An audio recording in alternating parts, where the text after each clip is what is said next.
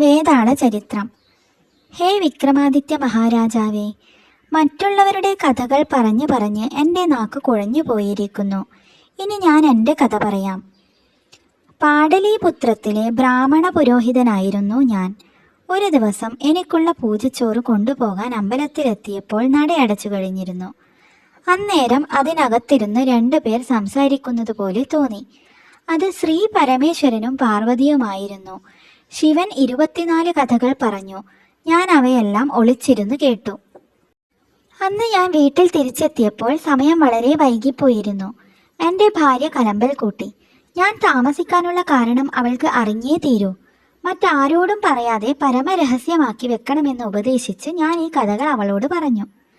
അടുത്ത ദിവസം തന്നെ സ്ത്രീ സഹജമായ സ്വഭാവവിശേഷം മൂലം അവൾ ഇവയെല്ലാം മറ്റ് സ്ത്രീകളോട് പറഞ്ഞു പരത്തി. രഹസ്യമായി തൻ്റെ പ്രിയതമയ്ക്ക് പറഞ്ഞുകൊടുത്ത കഥകൾ നാട്ടിൽ അങ്ങാടിപ്പാട്ടാകാൻ കാരണക്കാരൻ ഞാനാണെന്നറിഞ്ഞ് ശിവൻ എൻ്റെ മുമ്പിൽ പ്രത്യക്ഷപ്പെടുകയും ഒരു വേതാളമായി പോകട്ടെ എന്ന് ശപിക്കുകയും ചെയ്തു. ശാപമോക്ഷത്തെക്കുറിച്ചും ഭഗവാൻ പറയുകയുണ്ടായി.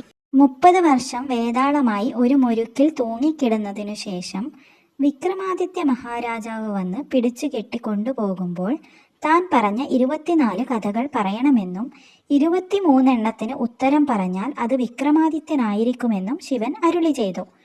2000 വർഷങ്ങൾ അങ്ങയെ സേവിച്ചാലേ എനിക്ക് ശാപമോചനം സിദ്ധിക്കുകയുള്ളൂ. ഇതാണ് എൻ്റെ പൂർവ്വകാല ചരിത്രം. രാജാവേ, ഇനിമേൽ ഞാൻ അങ്ങയുടെ വാഹനമായിരുന്നു കൊള്ളാം. അങ്ങയെ ഇവിടേക്ക് സഹായത്തിന് ക്ഷണിച്ചു വരുത്തിയ മുനിയുടെ ഗൂഢോദ്ദേശം ഞാൻ ഇപ്പോൾ വ്യക്തമാക്കിത്തരാം. വേതാളം മുനിയുടെ യാഗത്തിൻ്റെ കഥകളുടെ ഉള്ളുവള്ളികളെല്ലാം വിക്രമാദിത്യനെ പറഞ്ഞു കേൾപ്പിച്ചു. രാജാവിന് അപ്പോഴാണ് താൻ ആപത്തിലേക്ക് സ്വയം എടുത്തു ചാടുകയായിരുന്നു എന്ന് ബോധ്യപ്പെട്ടത്. മുനിയെ കൊല്ലാനും ദേവിയെ പ്രസന്നയാക്കുവാനുമുള്ള ഉപായങ്ങൾ വേതാളം തന്നെ രാജാവിന് പറഞ്ഞുകൊടുത്തു. ഒടുക്കം വേതാളത്തെ കെട്ടിക്കൊണ്ടുവരുന്ന രാജാവിനെ കണ്ട് മുനി സന്തുഷ്ടനായി. അയാൾ വിക്രമാദിത്യനോട് സ്നാനം ചെയ്തു വരുവാൻ ആവശ്യപ്പെട്ടു. മുനിയും കൂടെ പോയി.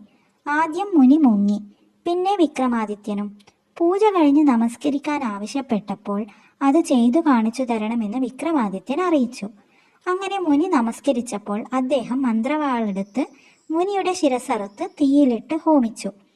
ഉടനെ ദേവി പ്രത്യക്ഷയായി വേണ്ട വരങ്ങളെല്ലാം കൊടുത്തു മറഞ്ഞു. വരത്തിൻ്റെ ശക്തിയാൽ മരിച്ചുപോയ രാജാക്കന്മാർ ജീവിക്കുകയും വിക്രമാദിത്യൻ്റെ പ്രതാപവും പ്രഭാവവും നാൾക്കുനാൾ വർദ്ധിച്ചു വരികയും ചെയ്തു.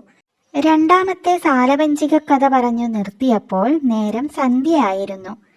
സിംഹാസനാരോഹണം അടുത്ത ദിവസത്തേക്ക് നീട്ടിവെച്ച് സദസ്സ് പിരിഞ്ഞു.